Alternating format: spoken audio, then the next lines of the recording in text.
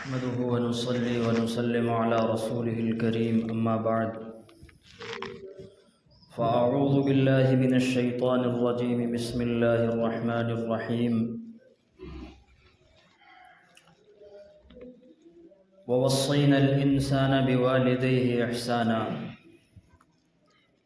وقال رسول الله صلى الله عليه وسلم إن الله حرم عليكم عقوق الأمهات ووأد البنات إلى آخره الحديث۔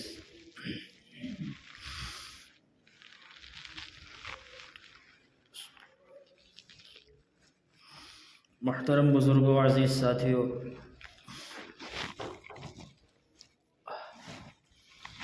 اللہ تبارک و تعالی نے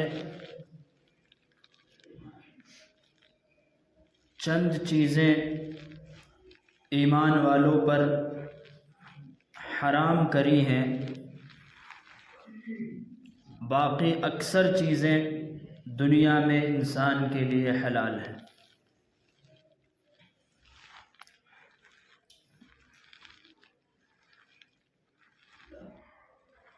دنیاوی زندگی میں کھان پین میں کچھ چیزیں حلال ہیں، کچھ حرام ہیں۔ رہن سہن میں کچھ کاموں کے لیے منع کیا گیا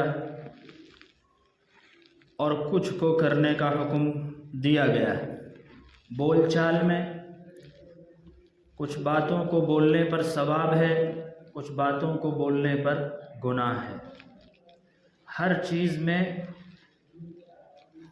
کچھ پابندیاں ہیں اور کچھ چھوٹ ہیں۔ جو چیزیں اللہ تبارک و تعالی نے حرام، ناجائز اور جن امور پر بندش لگائی ہے وہ تھوڑے ہیں۔ ان میں سے چند اس حدیث پاک میں جناب رسول اللہ صلی اللہ علیہ وسلم نے بیان فرمایا ہے۔ فرمایا آقا صلی اللہ علیہ وسلم نے، ان اللہ حرم علیکم، یقیناً اللہ تعالیٰ نے تمہارے اوپر حرام قرار دیا ہے۔ کیا چیزیں ہیں؟ پہلی چیز عقوق الامہات، ماں کی نافرمانی۔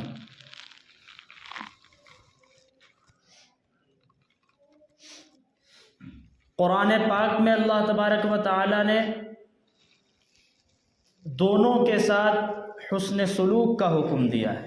وَوَصَّيْنَا الْإِنسَانَ بِوَالِدَيْهِ إِحْسَانًا، اس میں دونوں ہیں، ماں اور باپ۔ اس حدیث میں جناب رسول اللہ صلی اللہ علیہ وسلم نے خاص طور سے ماؤں کا ذکر فرمایا ہے، کیونکہ ماں کا مقام باپ سے زیادہ ہے۔ ایک صحابی اللہ کے رسول صلی اللہ علیہ وسلم کے پاس آئے اور کہنے لگے کہ اللہ کے رسول، میرے اوپر سب سے زیادہ حق کس کا ہے؟ فرمایا امو کا، تیری ماں کا۔ پھر انہوں نے یہی سوال کیا، آپ نے فرمایا امو کا، تمہاری ماں کا ہے۔ پھر سوال کیا، آپ نے فرمایا امو کا، تمہاری ماں کا ہے۔ 3 مرتبہ ارشاد فرمایا۔ چوتھی مرتبہ پھر صحابی رسول نے کہا کہ اللہ کے رسول، میرے اوپر سب سے زیادہ میرا حق کس کا ہے؟ فرمایا ابو کا، تیرے باپ کا ہے۔ تو 3 مرتبہ پہلے ماں کا ذکر کیا ہے، پھر چوتھے نمبر پر باپ کا ہے۔ اولاد کو پرورش کرنے میں اور پالنے میں سب سے زیادہ تکلیفیں ماں برداشت کرتی ہے، اس لیے ماں کا مقام زیادہ ہے۔ بچہ سب سے پہلے 9 مہینے ماں کے پیٹ میں رہتا ہے۔ اب اس کا احساس انسان کو کیسے ہوگا کہ وہ 5 کلو کا باٹ اپنے پیٹ کے اوپر باندھ کر کے 9 مہینے تو کیا 1 دن رہ کے دکھائے۔ اس نے وہ تکلیفیں اور مشقتیں برداشت کی، اور اس وقت ایک وقت ایسا آتا ہے کہ جس میں جان کا خطرہ بھی ماں کو لاحق ہوتا ہے، وہ ولادت کا وقت ہے۔ وہ اپنی زندگی کے ساتھ کھیل کر کے ہمیں اور آپ کو زندگی دیتی ہے۔ اسی لیے حضور صلی اللہ علیہ وسلم نے فرمایا کہ جو عورت بچے کی ولادت کے وقت انتقال کر گئی وہ شہادت کی موت مری، اللہ اس کو شہادت کی موت عطا کرتا ہے۔ اور ہمارا معاشرہ کیا کہتا ہے؟ اس کو برے لقب سے اور برے نام سے یاد کرتا ہے۔ اب تو مسلمانوں میں نہیں ہے، ورنہ جہالہ میں یہ ہے کہ جو عورت ڈیلیوری کیس میں دنیا سے چلی گئی تو وہ اس کو یہ بتاتے تھے کہ یہ عورت غلط ہے اور اس کے ساتھ انجام برا ہوگا۔ لیکن اسلام نے کہا کہ جو عورت بچے کی ولادت میں پریشانی اور تکلیف اٹھائی اس نے اور وہ دنیا سے گئی، اللہ اس کو شہادت کا مقام عطا فرماتے ہیں۔ تو جب بچہ دنیا میں آتا ہے تو ماں گویا کہ ایک نئی زندگی اس کو ملتی ہے، بچے کو بھی اور ماں کو بھی۔ اسی لیے اللہ تعالیٰ نے ماں کا مقام باپ سے زیادہ رکھا ہے۔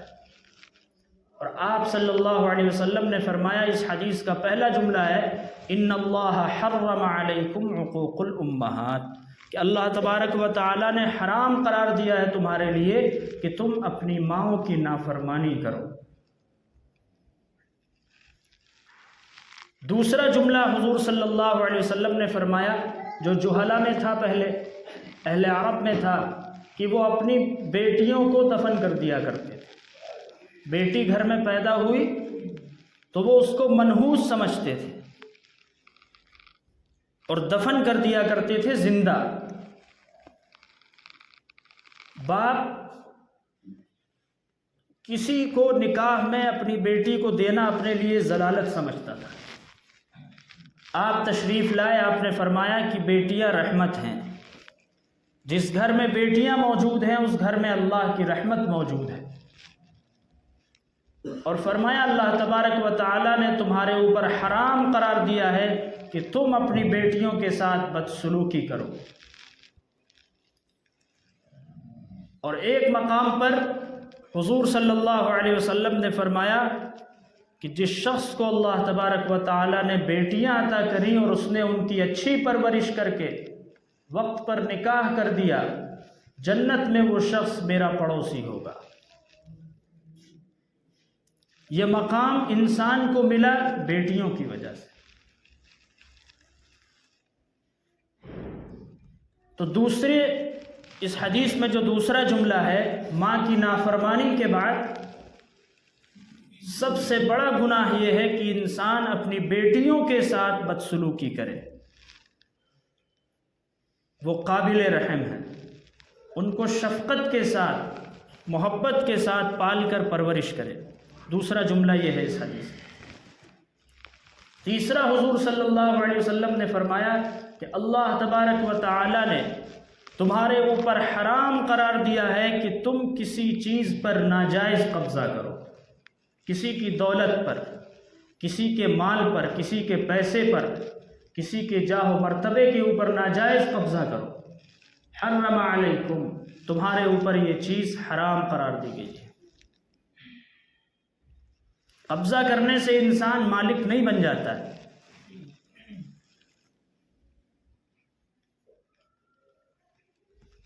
جو حق جس کا ہے اسی کا رہے گا، آج نہیں تو آنکھ بند ہونے کے بعد دینا پڑے گا۔ کسی کا 1 روپیہ بھی اگر ہمارے اوپر نکل رہا ہے اور ہم دنیا سے چلے گئے، معاف نہیں ہوگا مجھے۔ اور حضور صلی اللہ علیہ وسلم نے فرمایا، اللہ کے راستے میں شہید ہونے سے سارے گناہ معاف ہو جاتے ہیں، الا الدین، سوائے قرض کے۔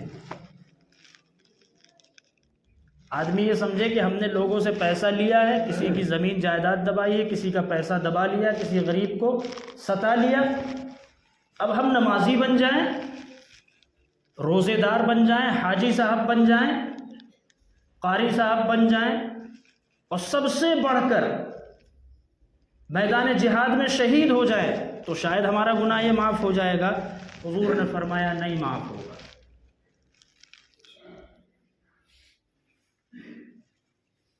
سارے گناہ معاف ہو جائیں گے لیکن یہ معاف نہیں ہوگا۔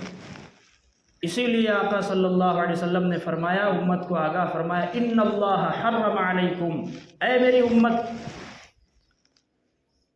تمہارے اوپر یہ چیز اللہ نے حرام قرار دی ہے کہ تم کسی بھی ایسی چیز میں اپنا دعویٰ کرو جو تمہاری نہیں ہے۔ وَكَرِهَ لَكُمْ قِيلَ وَقَالَ، چوتھی بات حضور صلی اللہ علیہ وسلم نے فرمائی کہ بدگوئی بھی اللہ تعالیٰ نے تمہارے اوپر حرام قرار دی ہے۔ فالتو بات، گالی گلوچ، کسی کو برے لقب سے پکارنا، او لنگڑے، او بہرے، او اندھے، یا کوئی بھی ایسا نام جس میں عیب جھلک رہا ہو اور دوسرے کا عیب ظاہر ہو رہا ہو، اس نام سے اس کو پکارنا یا کسی کو گالی دینا، کسی پر تہمت لگانا، کسی پر تانے کسنا، یہ سب اللہ تبارک و تعالیٰ نے کیا کیا ہے؟ مسلمانوں پر حرام قرار دیا ہے۔ جو نام اس کے ماں باپ نے اس کا رکھا ہے اسی نام سے پکاریے، یا کسی اچھے نام سے اور اچھے لقب سے پکاریے۔ جیسے کہ حضرت علی رضی اللہ عنہ کا نام کیا تھا؟ علی، اور ان کا لقب کیا تھا؟ حیدر، شیر خدا۔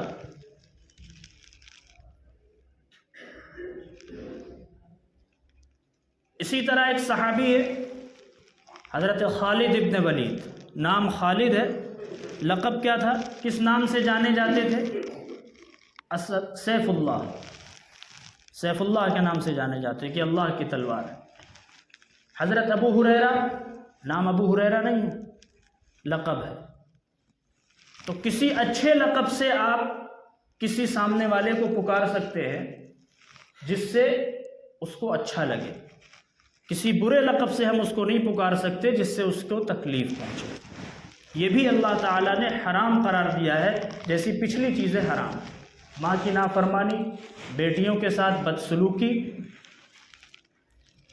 ملکیت کا دعویٰ اور بدگوئی۔ پانچویں چیز وکثرت السؤال،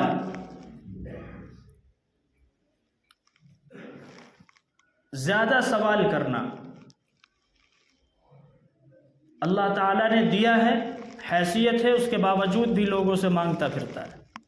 یہ بھی ایک مسلمان کے لیے اور ایک ہٹے کٹے کے لیے حرام ہے۔ اللہ نے ہاتھ پیر صحیح سالم دیے ہیں، کمائے، محنت کرے۔ اور آخری چیز فرمائی وَإِضَاعَةُ الْمَالِ، فضول خرچی بھی اللہ نے تم پر حرام قرار دیا ہے۔ یعنی کہ ہم نے پیسہ کما لیا، جتنی اپنی دولت بھری ہوئی ہے، اب جیسے چاہیں گے ویسے خرچ کریں گے، نہیں۔ فرمایا اضاعت مال تمہارے اوپر حرام ہے، جیسے پچھلی چیزیں حرام ہیں۔ مال کو صحیح مصرف پہ خرچ کیجیے، اپنے جسم کے اوپر لگائیے، کپڑے کے اوپر لگائیے، اپنی فیملی کے اوپر صحیح خرچ کیجیے۔ جس میں طاقت آئے ایسی چیزیں استعمال کریے، اچھا کپڑا پہنیے، فیملی کو اچھا کھلائیے، اچھا پلائیے۔ اس کے علاوہ خرافات میں پیسہ خرچ کرنے سے بچیے۔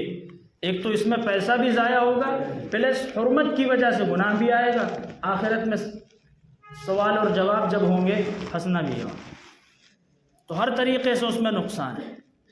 تو یہ چند چیزیں ہیں جو حضور صلی اللہ علیہ وسلم نے امت کو خاص طور سے آگاہ کر کے ارشاد فرمایا کہ اس سے بچنے کی کوشش کریں۔ زندگی میں اپنا محاسبہ کریں کہ یہ کام ہم سے سرزد نہ ہو۔ ماں باپ کی نافرمانی، بیٹیوں کے ساتھ بدسلوکی، اور کسی کو برے لقب سے پکارنا، گالی گلوچ کرنا۔ اس کے علاوہ کثرت سوال اور اضاعت مال، ان تمام چیزوں سے بچنے کی کوشش کریں۔ اللہ تعالی ہم سب کو کہنے سننے سے زیادہ عمل کی توفیق۔